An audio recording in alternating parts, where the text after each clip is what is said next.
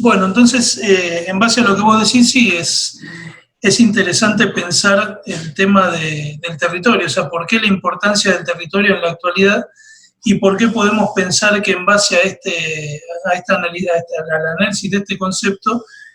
pensar que la idea del ius cosmopoliticum puede llegar a ser un poco vacía de sentido más allá de este contexto de pandemia. Acá no puedo dejar de evitar el tema de la geografía. Cuando uno piensa en territorio, la idea más clásica que surge, o lo que sería la concepción del territorio más tradicional, si se quiere, es la de mero sustrato, una especie de superficie sobre la cual alguien se apoya, que es lo que sería la cuestión más, la definición más básica que uno puede decir de territorio, por la cual creo que el 95% de los profesores de geografía en este momento me estarían dejando de mirar el video, básicamente. Pero bueno, la idea es pensar, partiendo de esta sencilla concepción de ser el mero sustrato, hay teóricos que refieren que los actores sociales que se apoyan, o sea, que se establecen en distintas porciones del territorio, tienen en algún momento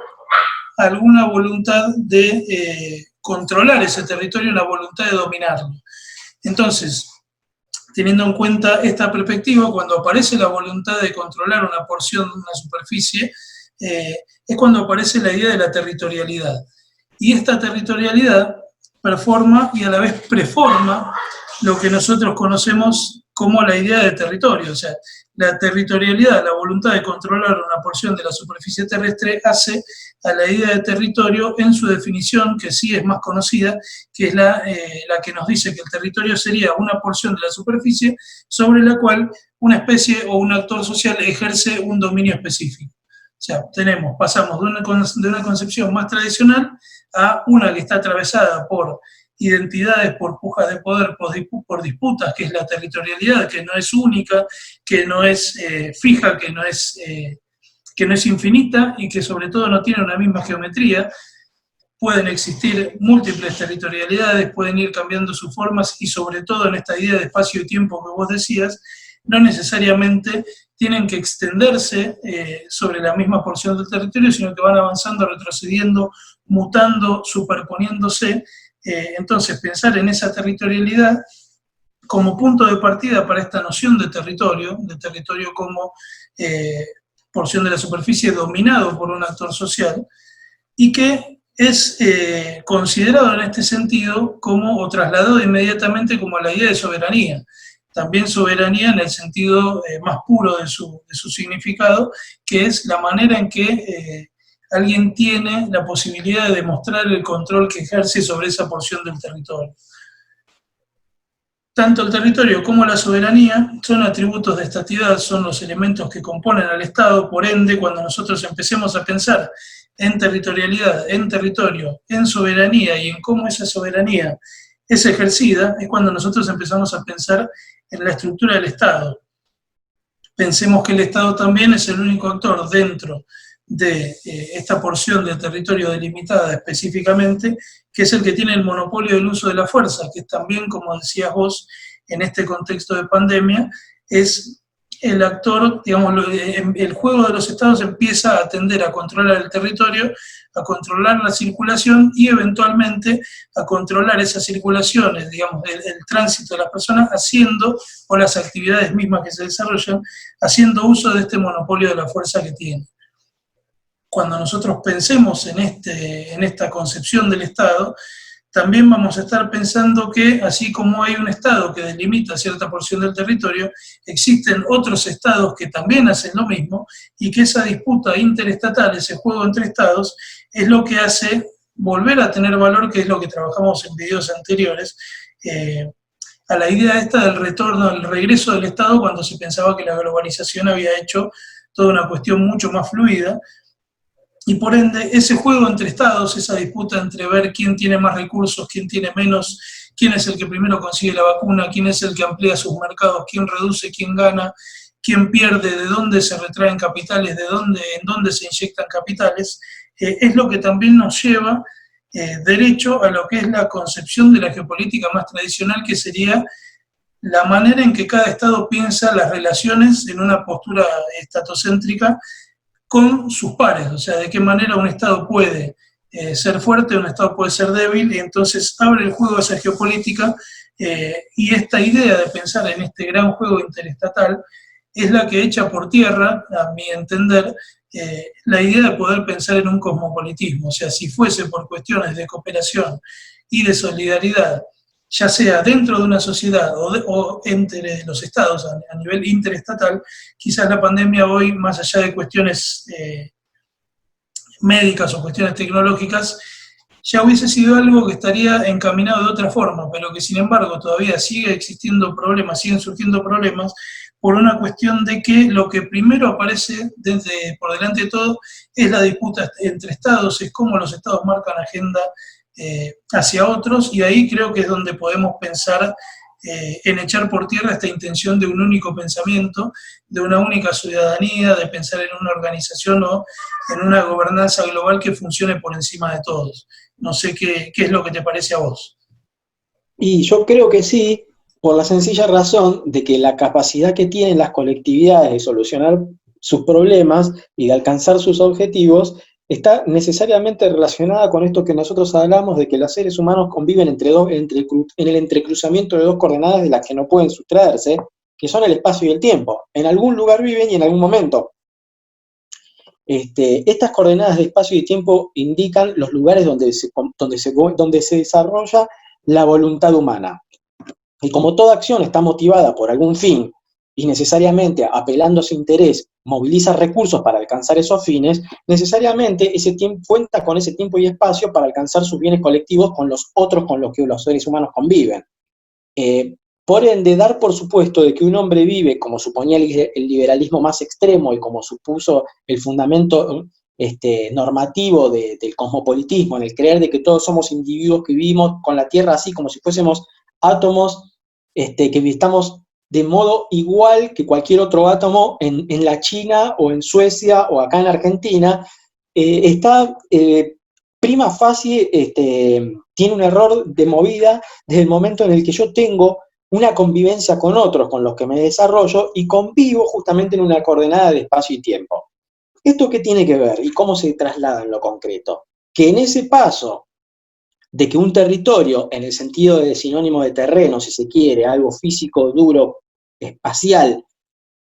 cuando pasa a ser territorialidad, existe una acción humana, que es decir, el ejercicio de una voluntad colectiva, con el objeto de transformar ese mero territorio mostrenco, en ese terreno, en algo propio para poder seguir ejerciendo mi voluntad. Y esa acción es lo que hablamos en el otro video, es lo que denominamos nomos, cuando a uno un espacio lo dota de orden, de coherencia y lo domina. Con ese triple momento que hablamos de que era la toma del terreno, su parcelación y su producción. Ahora bien, si los ideales cosmopolitas en realidad están basados en la creencia de que los seres humanos, por contener todos una misma razón, llegan necesariamente a la misma circunstancia, sin tener en cuenta, o en cualquier caso secundariamente, toda contingencia histórico-temporal y concreta, ¿cómo puede conciliarse con esta idea de que los hombres necesariamente necesitan dominar un algo para poder sobrevivir? Bueno, evidentemente entran en contradicción, porque ya no existiría un individuo aislado, abstracto y universal, sino una colectividad concreta que ejerce una voluntad de dominio. Y como esa voluntad de dominio está orientada a buscar un espacio propio donde vivir, sea por el lugar físico donde se establece, como por los productos y los recursos que uno puede establecer para poder sobrevivir, necesariamente cabe la posibilidad de que uno pueda competir por esa seguridad que ofrece ese territorio y esos recursos con otros. Entonces ahí se complica la cooperación de colectividades cuando, y acá es donde, porque no es que el hombre no puede competir, al contrario, de hecho casi diría que la mayor parte del tiempo el hombre coopera. El problema es que en algún momento puede competir cuando está en riesgo su propia existencia.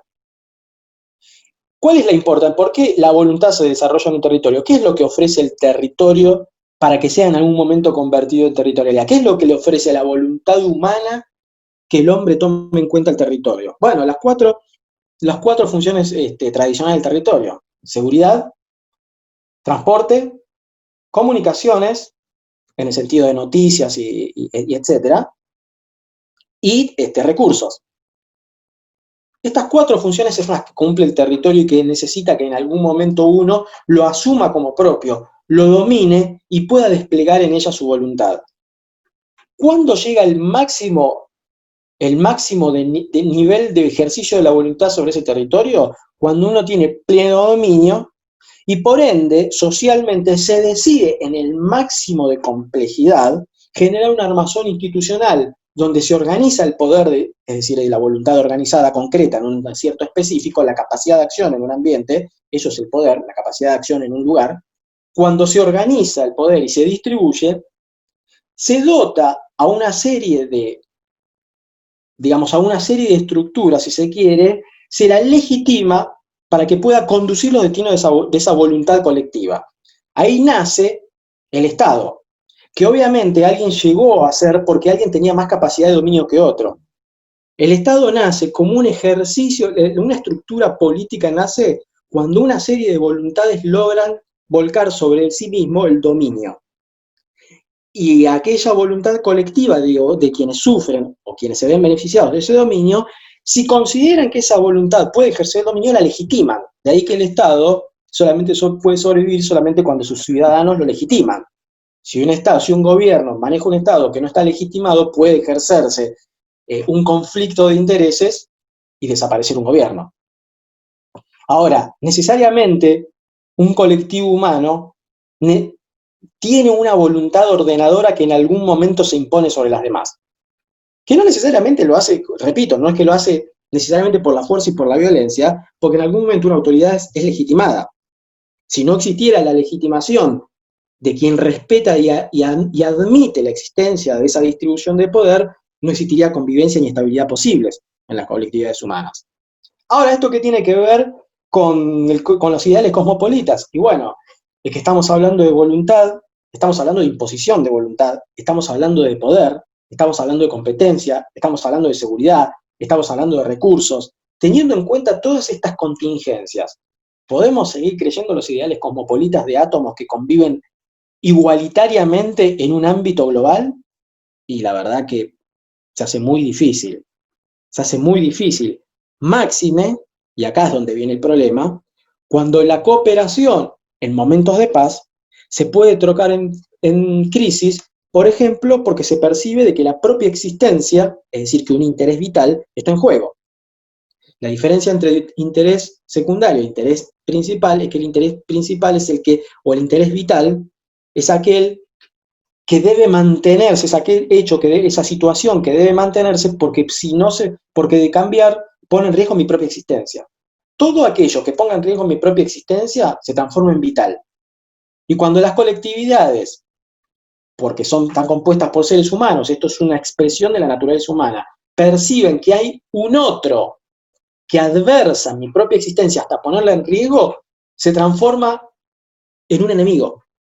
En esto se puede retomar a Carl Schmitt cuando diferenciaba entre amigos, enemigos y adversarios. Adversario es alguien que compite conmigo por algo que queremos lograr, pero casi diría que de manera legítima cada uno busca lo suyo. El problema es que cuando el otro busca algo a costa de mi propia existencia, no hay arreglo posible y se transforma en un enemigo. No necesariamente esto ha llegado así, por ejemplo, en el caso que vos pusiste de las vacunas, pero sí es verdad de que muchos recursos fueron motivo de competencia y enemistad de una manera brutal y casi diría que hasta cinematográfica durante el transcurso de la pandemia. Yo no sé si vos estabas al tanto de que, por ejemplo, aviones que iban de China cargados de insumos para países occidentales, donde pararon a cargar combustible y arreglarse, en medio del camino se les robó todo ciertos países tomaron todo el material, lo pagaron y no dejaron seguir viaje, no sé si sabías. Y vos decís, ¿cómo? ¿Y la cooperación? Un avión se quedó en Turquía y en Turquía iba un avión cargado a Brasil con insumos médicos y en Turquía no lo dejaron seguir. Lo vaciaron, le dieron la plata en la mano y dijeron, volvete a China, por ejemplo. Donald Trump no permitió que ningún insumo médico saliera a Estados Unidos.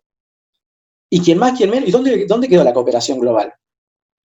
¿Cómo puede instituirse una democracia global, una gobernanza global, una cosmópolis cuando una pandemia deja en claro de que del ser humano sale el afán de competencia y supervivencia con toda su brutalidad. Bueno, evidentemente, Yuval Harari se va a tener que quedar con las ganas de ver un mundo de cooperación global en vista de que los seres humanos se vuelcan sobre sus semejantes inmediatos y sobre los recursos a los cuales puede tener acceso, y esto implica el territorio, a la hora de alcanzar sus fines.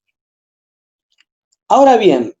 si pudiéramos seguir un poco y ahondando más, no sé qué te parece a vos si querés seguir profundizando el tema de la territorialidad y de cómo influye la territorialidad en el desarrollo de las colectividades humanas, que me parece que estaría interesante, algo de geografía humana, si se quiere, ya es eso, que en definitiva es de donde va a salir la geopolítica, ¿no? Hablaste de la geopolítica no es una mera evolución de la geografía política, que son dos cosas distintas. Dos cosas distintas, a pesar de que muchos se confunden que es lo mismo. En realidad hay mucho de confusión entre geopolítica y geografía política, hay mucho de confusión, pero también mucho de una tradición anglosajona de decirle a la geopolítica, geografía política, porque tenían como que la geopolítica era una palabra nazi. Básicamente, identificaban a la geopolítica como una cosa, una especie de ideología expansionista alemana, y entonces no se animaron los norteamericanos durante mucho tiempo a utilizar la expresión geopolítica y hablaban de geografía política. Hoy por suerte se terminó ese tonto prejuicio y científicamente se está puliendo cada vez más la cuestión. En realidad hace rato que existía la diferenciación de parte de los que no tenían esos prejuicios, digamos, y se sabía que geografía política es una disciplina descriptiva y estática que simplemente describe las características de un territorio estatal, por eso es geografía política. Y la otra cosa es la geopolítica, que nace como una evolución de la geografía humana. Es un aspecto de la geografía humana, en realidad. De hecho, los primeros geopolíticos vinieron de la geografía humana. Carl Ritter son los proto-geopolíticos, ¿no? Que serán seguramente muy de tu conocimiento. Von Humboldt, Pierre Viral de Lablache, Ratzel hacía geografía humana, no hacía específicamente geopolítica, y sin embargo, como le presta mucha atención a la parte política, va a ser uno de los padres, digamos, fundadores de la geopolítica, hasta que bautice Rudolf Helen, hasta que cree el neologismo, en 1919. Bien, pero ¿cómo pesa la geopolítica en todo esto? Bueno, si estamos hablando de que la geopolítica es el estudio de los condicionantes territoriales en las relaciones de poder entre Estados, bueno, vuelve con todo. Vuelve con todo. La pandemia no creó una nueva situación, sino que hizo expresar ciertas tensiones que ya venían. Ya se había terminado el mundo de los ideales cosmopolitas, venía siendo agua la misma Unión Europea, que era el modelo que quedaba en pie, que queda en pie para los defensores del orden cosmopolita, viene en plena decadencia, y bueno, la pandemia dejó en claro de que las relaciones de poder, la importancia del territorio y la naturaleza humana no cambiaban nada, no cambian, y vamos a tener que pensar de aquí en más otra vez un mundo, creo yo, donde es inerradicable la naturaleza humana y los condicionantes del entorno social.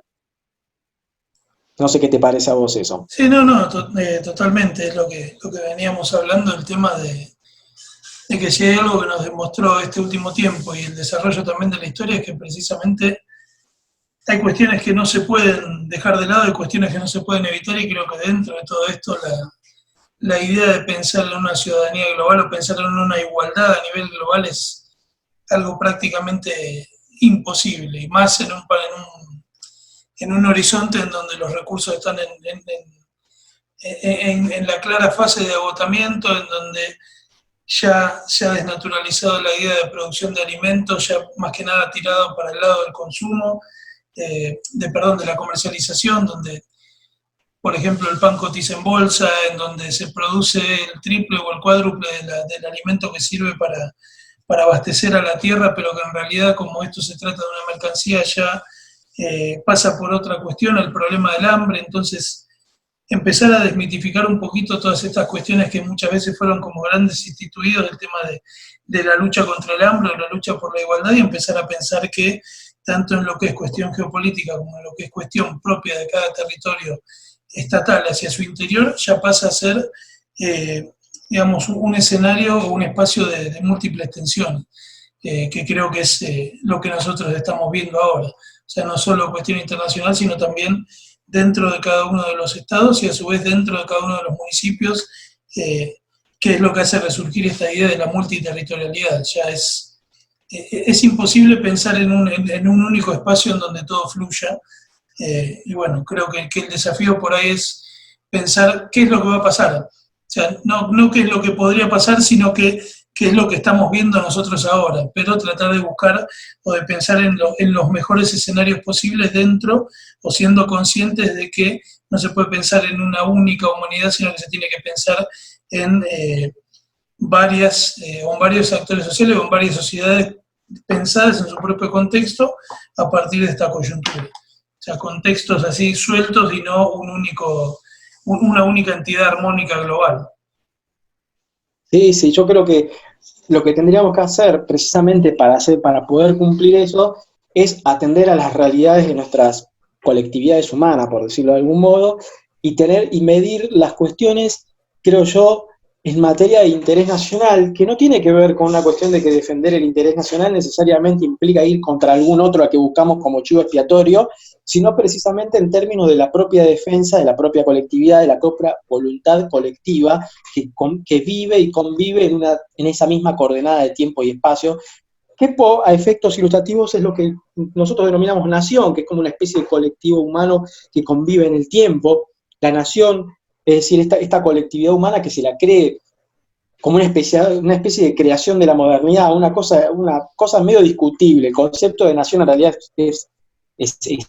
más antiguo, o viene de nación, que es de nacer en algún lugar. Existe sí un nacionalismo moderno, que es otra cosa, del mismo modo que existe un territorio, una manera de concebir el territorio moderna, como existe una capacidad de existir una distribución moderna del poder, como habíamos hablado la otra vez del tema del Estado, como una encarnación histórica de un mismo principio de organización del territorio, con una voluntad colectiva que lo domina. Pero decíamos, para poder cumplir eso vamos a tener que desechar estas recetas simplistas que nos vendieron desde Kant hasta Yuval Harari, pensando en que todos los problemas de la humanidad tienen un problema o una solución, una raíz racional que nos lleva a generar una serie de respuestas, una narrativa, un pensamiento que termina siendo abstracto y universal, y no tiene en cuenta esa doble coordenada de tiempo y espacio, por lo cual, además de ser abstracto y universal, termina siendo atemporal y desespacializado. Nosotros, por el contrario, creo yo, que atendiendo a las realidades concretas de la naturaleza humana y del entorno social y físico, que es el entorno donde esta colectividad transcurre y su vida se manifiesta, lejos de buscar un pensamiento abstracto, tenemos que buscar un pensamiento concreto. Lejos de que sea universal, tenemos que buscar que sea particular, y lejos de que sea desespacializado y atemporal, que contenga la reflexión sobre el espacio y el tiempo propios. Y bueno, me parece que por ahí viene el desafío, por ahí viene el tratar de buscar, por ahí nuestra realidad, que no es la realidad, que el miedo que pone Yuval Harari de que cada nación se va a cerrar sobre sí mismo y va a generar una serie de crueles dictadores volcados sobre sí misma, donde va a inflamar carismáticamente a voluntades colectivas y por ende van a estar todos los seres humanos mirándose con desconfianza unos de otros. No es así, lejos de eso, particularmente nuestra ecumene, por decirlo de algún modo, no es un término geopolítico, lo estoy utilizando en un modo cultural, digo, nuestra ecumene cultural sudamericana, lejos de tener ese tipo de razonamiento y historia de convivencia, y por cuestiones principalmente de necesidad geopolítica, la propia unidad del espacio suramericano, y si se quiere más a largo plazo iberoamericano, latinoamericano, como lo quieran llamar, el que esté mirando el video, digo, la propia necesidad de integración en una nueva territorialidad, en una nueva espacialidad, en un nuevo tipo de integración, es una necesidad vital para poder mejor defender los intereses contra un otro que viene muchas veces desde el otro lado del océano, o muchas veces desde el norte, y también forma parte de la solución nacional propia, de Bolivia, de Paraguay, de Brasil, de México, de Argentina. Pero claro, siempre y cuando esto esté condicionado y regulado por el común interés de las partes que confluirían en un tipo de nueva espacialidad o una nueva territorialidad regional. repito, me parece que la gran enseñanza que nos tiene que dejar la crítica a los ideales cosmopolitas que intentan imponer que intentan promover, no imponer, que intentan promover un pensamiento globalista que se basa en este nivel de concebir al ser humano y a la razón humana cayendo en un proyecto abstracto, universal, atemporal y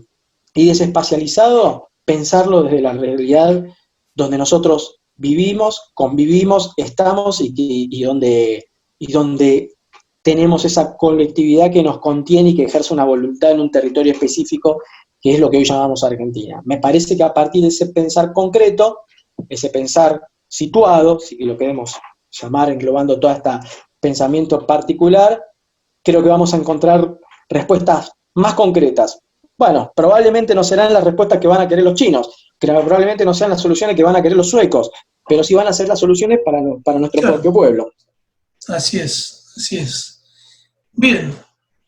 la verdad que estuvo bueno la charla y creo que el recorrido quedó bastante claro. Así que bueno, te agradezco nuevamente la participación y bueno, queda abierta la invitación para nuevos encuentros. Así que calculo que nos estaremos viendo dentro de poco. Bueno, muchas gracias Rodrigo nuevamente, y cada vez que terminamos de hablar, pareciera la impresión de que nos queda corto y que quedaron como 5 temas sin hablar, y uno dice, el que está viendo el video dijeron, pero no hablo de esto, no hablo del otro, no hablo de aquello. Bueno, son temas muy complicados. Así es. Pero bueno, hay lugar para más siempre, así que vendrán nuevas charlas. Nos estamos viendo. Dale, nos vemos.